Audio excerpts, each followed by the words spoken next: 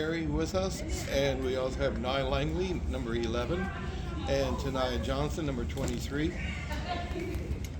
Coach, if you wouldn't mind starting with a comment, and then we'll open the floor up to questions.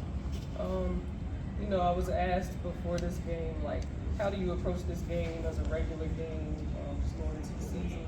And I told them, I don't know how to do that. This game means too much to us, too much to, the rivalry. And then they were number one in the Northern Division. So that game, I can't treat that like a normal game. This game meant a lot to us. So we're going to treat it as such. And just, Coach, for you guys to be able to come in here and get the win today, just how much momentum does that give you guys now and moving forward? Oh man, that's phenomenal because we dropped some games in the Southern Division that I don't think we should have dropped. Mm-hmm. But this game, beating number one in the North, it should give us all the momentum because now we're trying to win the division. So that's what you see what you're coming up against, and that game should propel us forward into the Northern Division. Can you highlight any standout performances or key moments that contributed to the win? Well, Nye had a double-double. She had 15 and 13 tonight. Taniah came in and gave us big 17 points. Shot the three extremely well. She was 3 for 6, 50% from the three-point line. But we had some keys. Taniah was one of them that got some key steals. Brittany Martin got some key steals, and she played a little hurt. So that shows how much heart she has. And even the people that normally contribute that didn't score per se, they still came in and contributed in different ways. So our leading rebounder was Nye, but then Rory, guard, came in and gave us 5 rebounds. So I just thought we showed a lot of heart today. And for you guys, just how much of a team win was it tonight? Yeah. It's a big win. We happy. We blessed for sure. Yeah. We owe Coach this one for sure. And we just blessed. We hype right now. Can't even talk for real. As far as like the team, you can't do it without each other. You know what I'm saying? It's not just one person that's going out there and getting the rebounds, steals, even cheering on the bench. That helps a lot too. I like just being a senior. It just feels so good to just win this state game. And just to attest to that team victory, we just told them in the locker room we had 12 assists and 4 people in scoring double digits. So you can't do that, without a team, and then you can't. It's hard to lose when people are doing so well together. What challenges did you face during the game, though? So I will say, I was very proud of them because we had a lead, and in the past games we might not have kept the lead. So that was a challenge to me, for real, coming out of the game, like at halftime, just making sure we had the momentum continually going. And we're sometimes in the post we're a little smaller, so that was a challenge, but I think we handled that pretty well.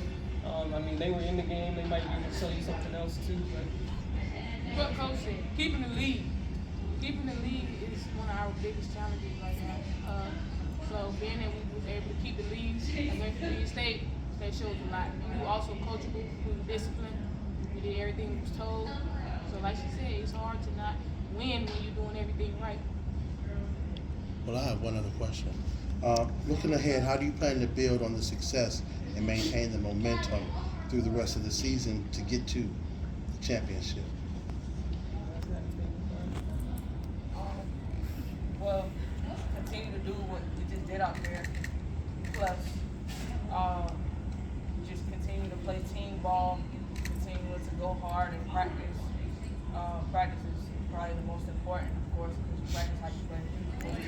All the time, and just staying motivated and have fun every time we go out there. Just having each other back, on and off the court.